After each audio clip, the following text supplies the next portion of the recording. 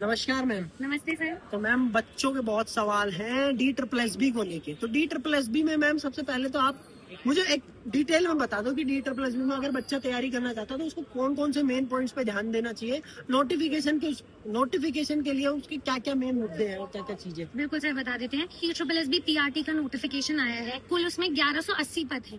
2 departments इसमें cover हो रहे हैं, एक डीओई, दूसरा एनडीएमसी। डीओई में आपके 1055 पद है और जो रिमेनिंग 125 पद हैं वो आपके एनडीएमसी के हैं।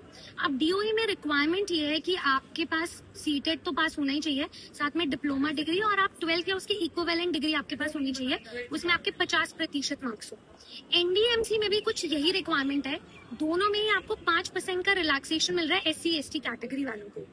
अब ओबीसी आप अगर दिल्ली के हो तभी आप रिजर्वेशन में लाई करोगे, वरना बाकी सारे जनरल कैटेगरी में ही आते हैं। ऑल इंडिया भर्ती है, अदर स्टेट्स वाले अप्लाई कर सकते हैं, लेकिन जो बेनिफिट मिलेगा रिजर्वेशन का वो सिर्फ दिल्ली वालों को ही मिलेगा। ये एग्जाम पैटर्न इसका जो है थोड़ा कॉम्प्लिकेटेड होता है। आपका 200 नंबर का पेपर है, जिसमें 100 नंबर का आपका जनरल पेपर है, जिसमें इंग्लिश, हिंदी, मैथ्स, रीजनिंग और जनरल अवेयरनेस होती है। और जो रिमेनिंग 100 मार्क्स है वो आपके सब्जेक्ट के होते हैं, जिसमें आपका टीचिंग मेथोडोलॉजी पूछा जाएगा। पूरे पेपर में आपको नेगेटिव मार्किंग भी मिलेगी 0.25।